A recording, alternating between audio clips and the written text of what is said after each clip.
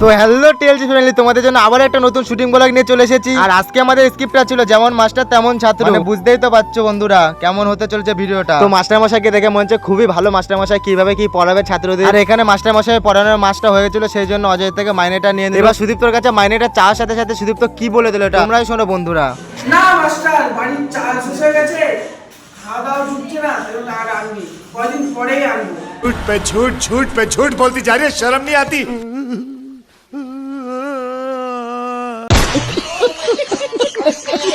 এবার আমরা সবাই কনফিউজ ছিলাম যে কোন পার্টটার পর কোন পার্টটা হবে, সেই জন্য আমরা সবাই মিলে একটু ডিসিশনটা নিয়ে নিলাম। তারপর মাস্টার মশাইয়ের পড়ানোটা আবার শুরু হয়ে গেল। অজয়কে ভালোই প্রশ্ন করছে, কিন্তু সুদীপ্তকে এটা কি প্রশ্ন করে দিল, মাথায় কতগুলো চুল আছে?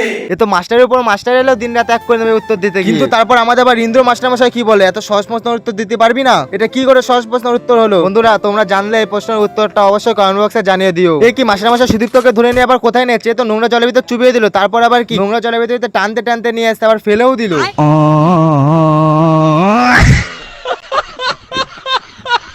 তারপর এখানে বাচ্চাটা রাস্তায় বেরিয়ে বারবার স্লিপ খেয়ে শোল মাছ ধরছিল। তো বন্ধুরা সুদীপ্তকে তো এবার আরো কড়া প্রশ্ন করে দিল যে ঢালাইয়ের ভিতর কতগুলো পাথর আছে। তো রাজমিস্ত্রির লোকরা আসলে বলতে পারবে না যে কতগুলো পাথর আছে।